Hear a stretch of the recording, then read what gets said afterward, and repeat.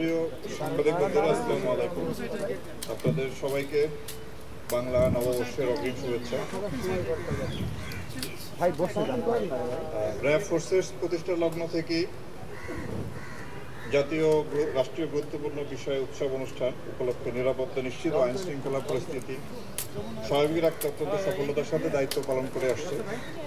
এই ধারাবাহিকতায় এবারও পহেলা বৈশাখ 1432কে কেন্দ্র করে নিরাপত্তা নিশ্চিত করতে র্যাব ফোর্স কর্তৃক নিরাপত্তামূলক ব্যবস্থা গ্রহণ করা হয়েছে। নববর্ষ আমাদের জাতীয় জীবনে একটি গুরুত্বপূর্ণ অনুষ্ঠান। প্রতি বছরের মতো এবারও আমরা এই অনুষ্ঠানটি উৎসাহ উদ্দীপনা আনন্দঘন পরিবেশে উদযাপন করব। এই জন্য র্যাপিড অ্যাকশন ব্যাটালিয়ন ঢাকা সহ সারা বাংলাদেশে নিরাপত্তামূলক ব্যবস্থা গ্রহণ করেছে।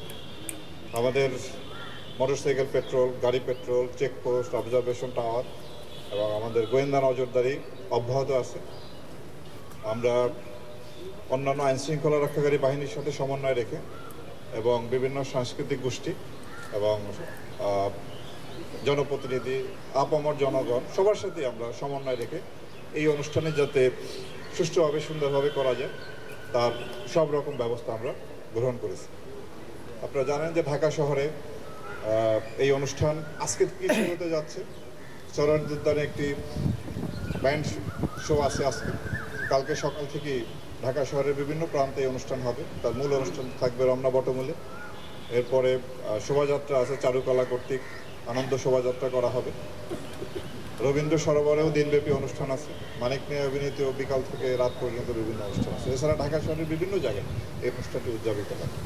আমরা সর্বপ্রকার নিরাপত্তামূলক ব্যবস্থা গ্রহণ করেছি এবং আশা করি এই অনুষ্ঠানটি সুন্দরভাবে সুষ্ঠুভাবে সম্পন্ন করতে আমরা সক্ষম হব।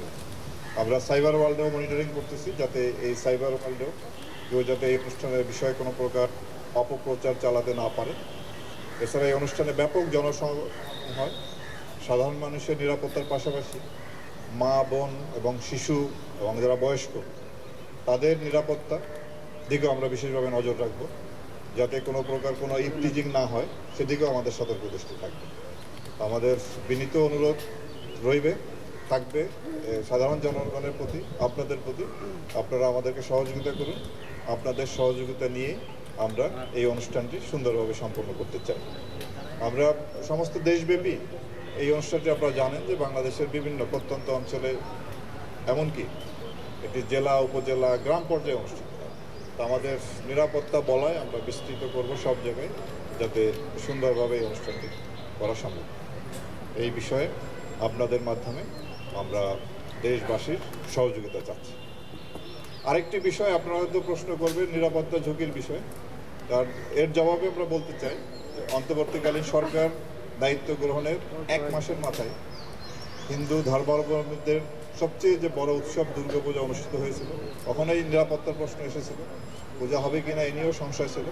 কিন্তু সরকারের পক্ষ থেকে ওনাদেরকে আশ্বস্ত করা হয় এবং আমরাও আইনশৃঙ্খলা রক্ষাকারী বাহিনী, হিন্দু ধর্মের যারা নেতৃস্থানীয় যারা আছেন, পূজা উদযাপন কমিটি আছেন, তাদের সাথে আমরা আলাপ আলোচনা করি, তাদেরকে আশ্বস্ত করি এবং তারই প্রেক্ষিতে আপনারা দেখেছেন যে এই বছর খুব সুন্দরভাবে এই পূজা উৎসবটি সম্পন্ন হয়েছে আনন্দঘন পরিবেশে এবং নিরাপত্তার দিক থেকে কোনো ধরনের কোনো সমস্যা হয়নি।